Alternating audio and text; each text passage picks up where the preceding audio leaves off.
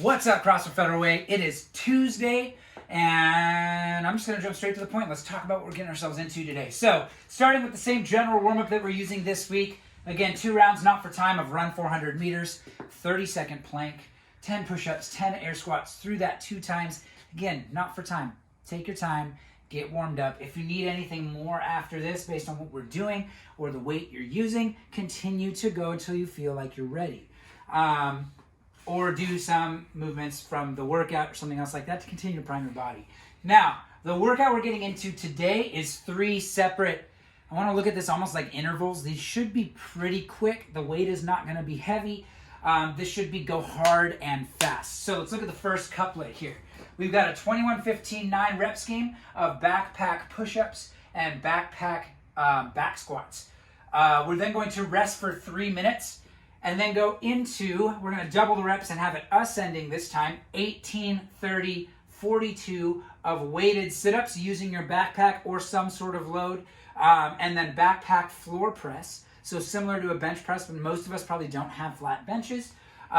So again, these are a little bit higher reps, but again, not super heavy here. So this should be pretty easy to move. We're then going to rest 3 minutes again. And then we've got 21-15-9 of backpack ground to overhead. So from it touches the ground and to overhead, locked out anyway and anyhow. And then burpees over your backpack.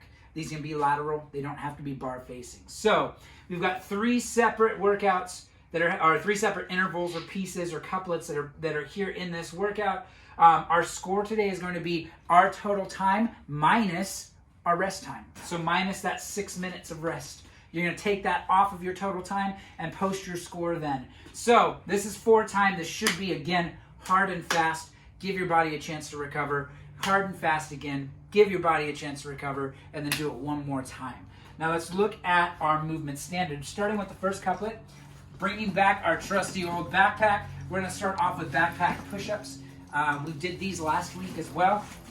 I think all the days are blending together, so I might be wrong. But wearing your backpack, pretty standard push-up.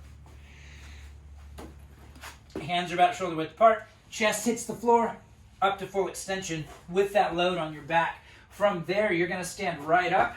You don't even have to move that backpack off your back. And we're doing backpack back squats. So really focusing on getting that hip crease below the top of my knee. Keep your chest nice and tall and your heels on the ground, and then back up to full extension. Be sure you're squeezing your butt at the top, making sure those hips are open at the top. Don't start to think about going fast and shorting yourself on extension.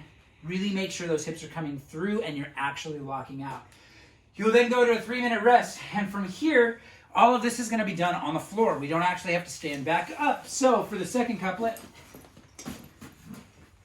starting with the weighted sit-ups, there's a couple ways to approach this. My backpack is pretty awkward. It's a big, awkward backpack. I can't wear it on the front because then I can't get full range of motion. I can turn it sideways and keep it on my chest. That way when I do my sit-ups, I'm still getting pretty close to full range of motion. This might hinder a little bit, but a little bit is okay. Or I can keep my backpack up and locked out if I know it's too big and too awkward, and work on sitting up or keeping that backpack over my head. This is more challenging. It's going to be a slower rep, but you're going to be able to sit all the way up and get your shoulders over your hips like mine are now, whereas here I might end up a little bit behind. But again, that's just being nitpicky. You can do it either way, whatever's more comfortable for you. If you have dumbbells, I would say anchoring your feet can help anytime you add load to a sit-up. We're not all going to have that option, but if you have them, feel free to use them. Yes, that will mean that your sit-ups will be faster than other people. It's okay. You're still going to get a good workout. Just do your best. So again, weighted sit-ups here, and then the backpack floor press. I'm just going to lay right back down, and from this position with my elbows on the ground, I'm pressing that backpack up much like a bench press. So really focus on trying to keep your elbows at about a 45-degree angle. So I'm not winging my arms way out and creating this almost internally rotated position in my shoulder, which is an unhealthy position for my shoulder when I'm doing a floor press. I want to be able to keep my elbow at that 45-degree angle. That's going to help increase my lat engagement and also just be a healthier position for this shoulder. Now, again, these backpacks are not necessarily going to be the heaviest thing. So these reps shouldn't necessarily feel hard. All the more reason, try to go hard, go fast, go unbroken. But elbows touch the floor, up to full extension, right back down, elbows touch the floor for every rep of that floor press.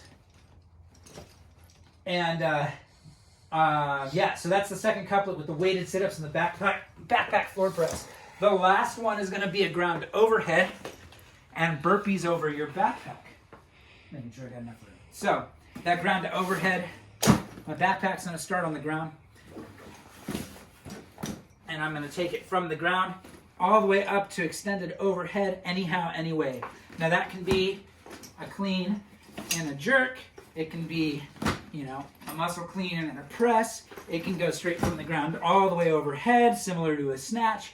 However you get there doesn't matter. As long as that backpack touches the floor and you're ending up overhead with those arms locked out and you're standing tall, then we are good. So that's the backpack ground to overhead, and now burpees over the backpack. When I finish my last rep here, I'm going to throw my backpack on the ground, and then my burpees can be lateral. This isn't a backpack facing burpee or anything else like that. So I'm gonna burpee, and then jump over and back down. You do not have to stand all the way up on your burpees. So chest and thighs touch the floor, come up, jump over your backpack, and right back down into the next rep. So we've got 21:59 of ground to overhead and burpees over the backpack at the end. So, again, you should be looking at this more as an interval workout. One of those things where we want to go hard and fast. And more than anything, have fun with it, guys. It's going to be a good one. Let's get after it.